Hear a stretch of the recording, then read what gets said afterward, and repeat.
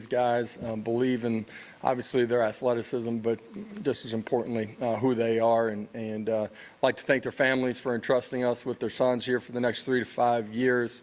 I want to congratulate our staff. That's our full-time coaches, everybody inside the building, our personnel department, our on-campus recruiters, and our training staff. Just everybody. It takes everybody inside of the building to recruit elite players, and really proud of the effort that everybody put into it, and I think it speaks to who we are.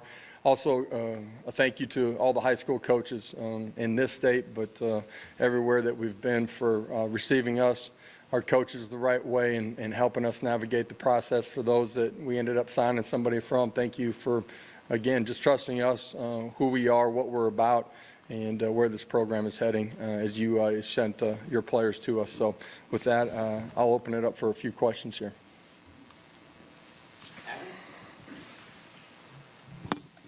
Nico's got some time in these bowl practices. He's got some interactions he can have with Joe and Taven. What do you want him to get out of these 2 weeks and then the couple of months that he has before spring? Yeah, for everybody that's here, I'm proud of the class that we put together. I think 28 guys. For the guys that are here right now currently, Nico included, you're not going to walk into the back end of the season, learn an entire playbook, and know what to do. You get a chance to sit in meetings. You get a chance to go out there and do a lot of individual work, get a chance to compete in some one-on-one situations. As much as anything, I think they learn the tempo of the game. They learn what it feels like to be a college athlete. I think it creates urgency in the way that they prepare when they get back to campus. And even during the downtime, for us, our guys don't arrive until later in January. There's a lot of time between now and then. And so I think it speaks to the urgency that they feel that they have to have. And so it changes the way they approach the weight room. It changes the way they prepare, understanding our playbook, some of the fundamentals and technique that they're going to need to go compete at a really high level during spring ball. I just got done talking to those guys after practice, and really proud for the guys that have been here already and gotten a couple of bowl practices underneath their belt.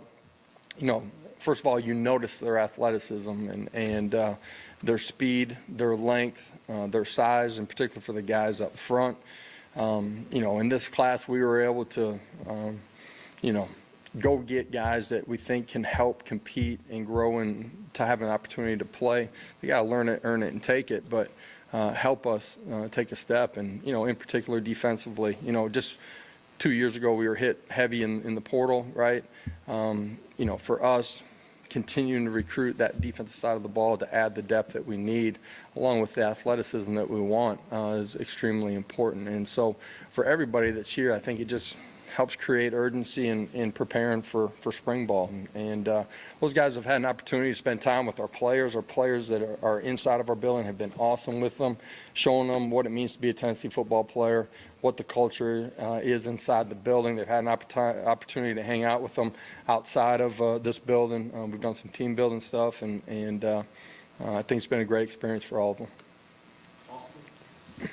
Coach, can you talk about Nathan Laycock? That seemed like it was a pretty good eval by you all early on. He kind of took off his senior year and just had a massive year. And then, two, I know Arion Carter was, very important to you, specifically in-state kid, linebacker position of need. What was it that you liked about him? Yeah, Arion, super athletic, smart, competitive, one of the most mature guys that I've gone through the process with. Just, what he was looking for, the questions that he asked, every time that we had a conversation. He pays attention to the details. You can notice that by the questions he's asking about a previous game that we played, also in the way that he prepared for the games that he was going to play.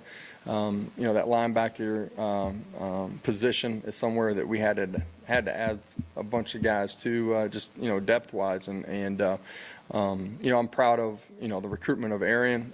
That was big for us as a program, but just in state too, to get two of the top players inside the state, and guys will be able to help us for a long time. I think our personnel department, our staff, this group of guys, highly talented, believe that there's going to be dynamic, elite players inside of this group. We were recruiting this off of a lot of outside noise still. You know, when we began this process with these guys, and I think it speaks to our guys' ability to evaluate inside of our building, look at where they're at, where they're going, their athletic traits, and project where they're going to be by the time you get to signing day. That's true with Nathan. He's long, he's athletic. He's already made plays out on the practice field, highly competitive. The thing I loved about him so far is just his ability to take a rep, take coaching, and then incorporate that into his next rep. And that's what you're looking for in your young guys. Coach, you bringing in 3 cornerbacks in Matthews, Gibson, and Conyer. What do you like about those guys? What do you think they can do? And I guess even getting probably far ahead, what chance do you think they have of contributing early for you guys? Yeah, for all of our secondary guys that we brought in, all 5 of them here on campus competing already from day one that they stepped on the practice field. Without intentionally trying to watch them, like they would pop out. You notice their athleticism, their ability to play balls, to be in great body position. They're going to continue to grow fundamentally, but you know, as a skill guy coming in on the defense side of the ball, their ability to blend right into what we're doing has been really impressive from all of those guys. You know, you look at the corner position for us this year, the injuries that we've had, the lack of depth, be important for all those guys to learn quickly and be ready to go compete by the time we hit the grass in spring ball. Coach, you've talked about length and athleticism a lot already, specifically up front at defensive end or Leo with Hobbs, Chindavi, and Caleb. What can you say about the potential of those 3 guys as pass rushers? Yeah, you know, to me, if you're going to start from scratch and build a program, starts up front. And we're not starting from scratch, but like that's the quickest way to affect the game and affect the way the game's played defensively, which changes the entire scope of the game in all 3 phases. Those guys are all high-level athletes. A lot of them play multiple sports. They're explosive. You can see them, you know, jump off the floor if they're playing basketball. You see short area quickness. They have great length.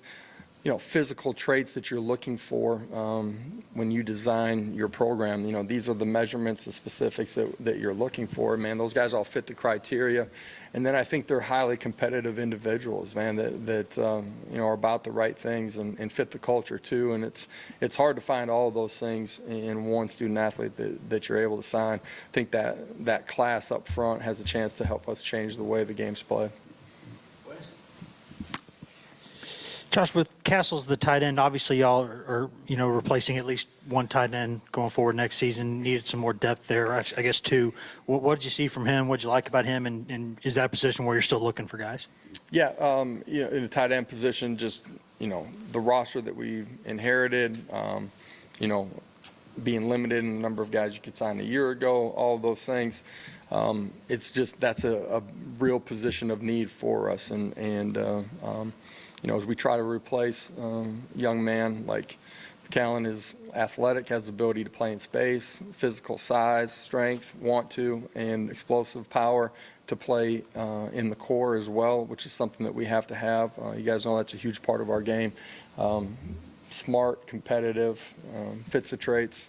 He's already here. I think he blends into the culture of that tight end room extremely well too. He's already connected with those guys. Looking forward to getting him healthy and rolling here when we get back in January.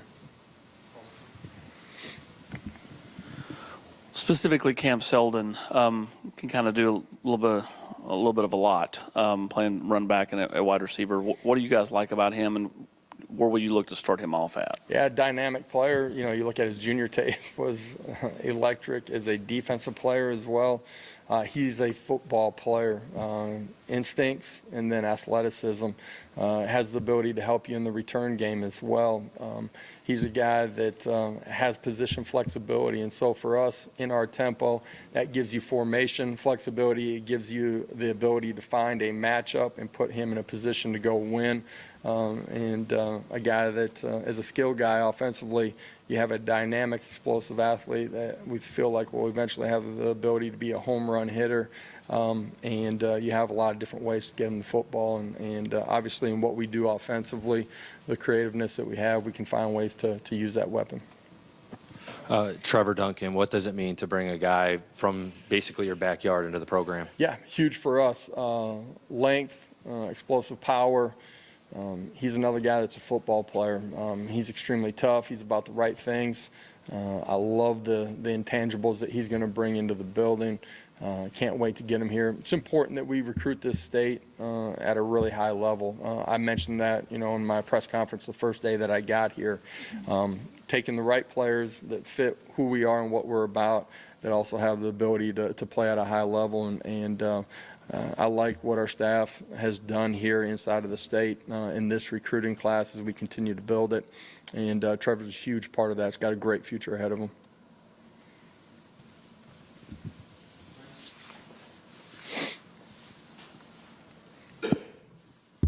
Coach, what has impressed you about Nico from what you've been able to watch early on? Yeah, I mean, a lot of things that got a chance to see him in person and on tape, too. He's athletic, and I say that meaning that he understands his body. He can self-correct and get himself into position as he's learned what it should feel like in the pocket in a few short days. He can already start to correct himself. He understands when something happens, why it's happening. That's only going to continue to heighten. And obviously, the raw skills are there. Arm talent and extremely athletic and explosive inside of the pocket, can make plays with his feet. In a short amount of time, we've been able to see some of those things already. Coach, how much easier is probably not the right word. How much less difficult maybe was it to go out and recruit this year as opposed to the first time around, now that you and your staff have kind of established an identity and high school coaches and families know what your program is about? Well, in year one, there was a lot of outside noise that we couldn't control. You're trying to talk about what you're going to do. Then you have proof of the growth of the program in year one. You're still speaking to that growth in year two. These guys, a lot of them were already on board. Some of them came on board as the season unfolded. I think they understand the trajectory where this program's heading, the fact that you can compete for championships, win national individual awards, and achieve all your on-field goals right here while you're wearing the power tee, and you get to do it while you're having a heck of a lot of fun competing every day with the guys inside the building, and you put those things together, you got a really powerful product to go sell, and as we continue to build here, I truly believe we'll continue to only recruit at a more elite level as we continue down that path. Coach, kind of a bigger picture question with recruiting high school and junior college players versus the portal. Some teams are going portal heavy with double-digit guys. You guys did that your first year, maybe smaller classes in last year and maybe this one.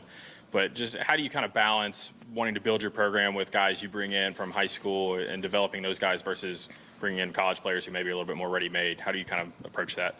Yeah, year one, a lot of those guys were taken after spring ball, just, where our roster was at and trying to patch some things up as we were getting ready to go compete and play on the field. A majority of what we're going to do is going to be through the high schools. I think you got to bring in kids that are going to develop. It gives you stability and growth inside of your program, gives you leadership inside of your program. There's a culture piece to this game that's extremely important. I think that has to live within your high school kids that you're recruiting. At the same time, because of the transfer portal, there's things that you may need to patch inside of your roster. Portal, junior college give you the ability to do that. But at the end of the day, I think it's about roster development and the development of your players inside your program. And that starts with the high school kids that you're bringing in. Thank you, Coach. Thanks, guys. Appreciate it.